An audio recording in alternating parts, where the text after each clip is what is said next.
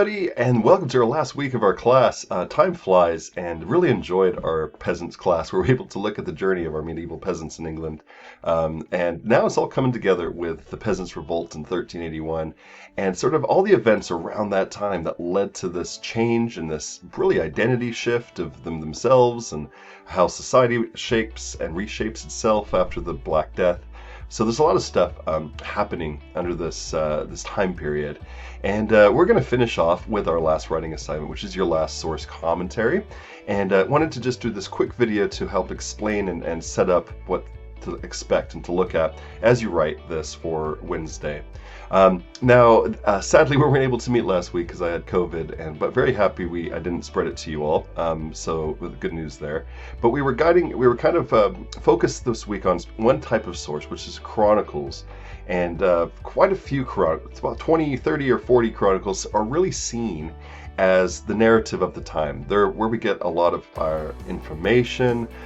It's written by specific members of society. It's one of the few things that sort of document events around the country and also at global scale. But it has a very specific audience. It has a very specific viewpoint, and that not necessarily represents the people themselves that they're talking about. And here's an example of that when we look at the peasants. And the peasants' role as rebels in the Peasants' Revolt. Remember, not just peasants are in the Peasants' Revolt, but we have to understand and try to, as good historians, try to dive in and hear their voice.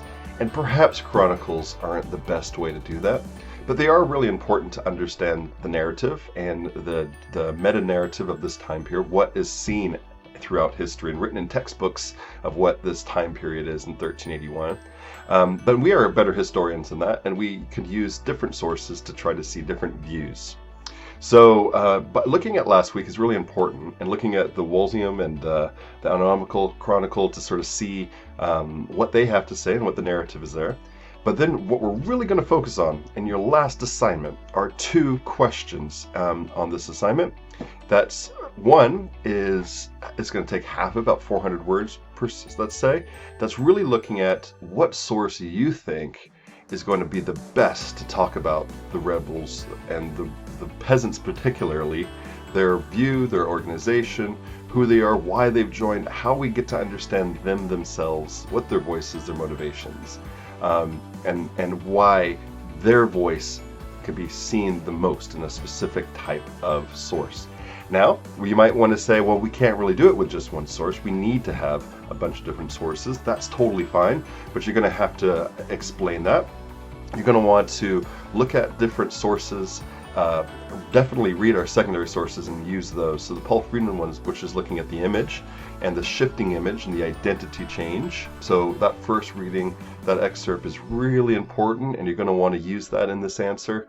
The Andrew Prescott reading about the records as well, and the Stephen Justice. So all three of these are really important to help also weave into your answer here for the first question. And then here's some examples of the sources. So John Ball's letter, the deposition, and also you could look last week at the Chronicles and maybe use that as a view of if it is good or what it's missing.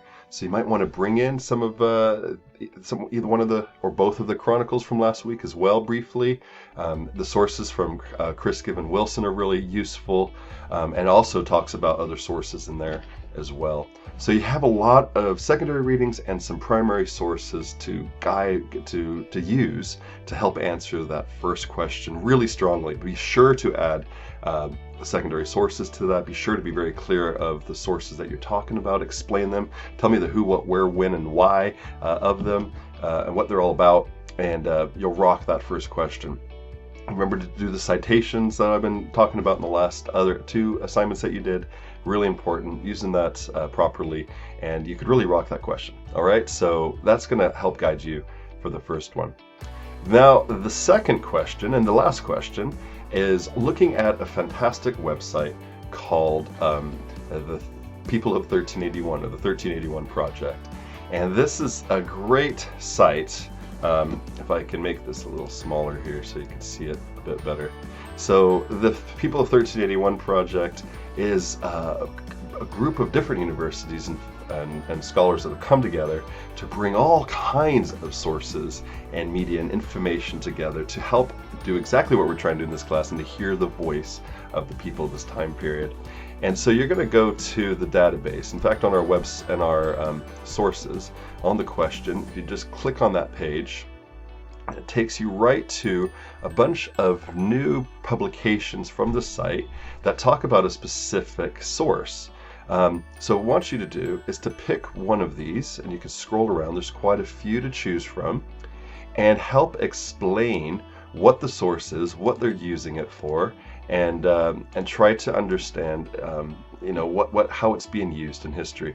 So you'll be able to pick one of these, and let's go to the question here. You're going to pick one of the articles, one of the projects they're doing.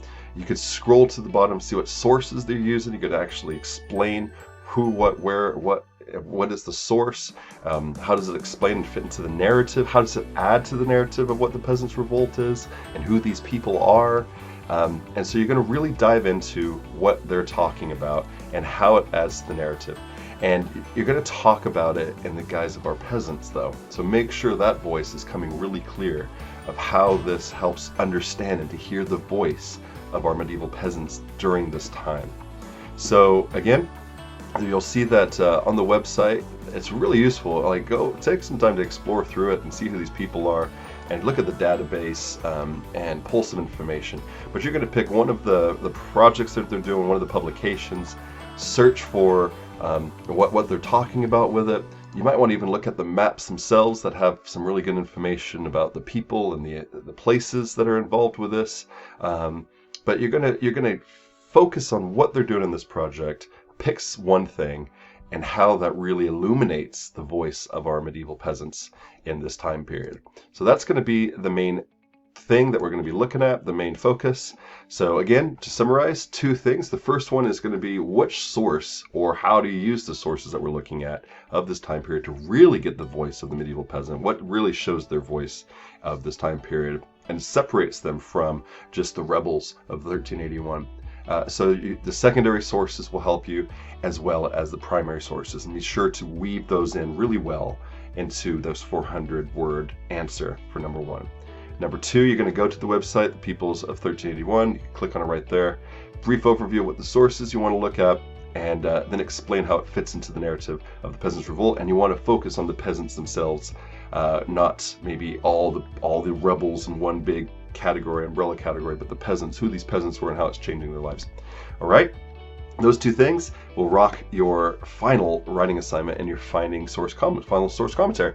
Then in class, to just sort of round it all together, we're going to focus on these two things, but we're also going to look at the sources last week. So we're going to talk a bit about chronicles. So be sure to sort of look at that again. Be sure so we can see how that all fits together, the chronicles and the sources this week.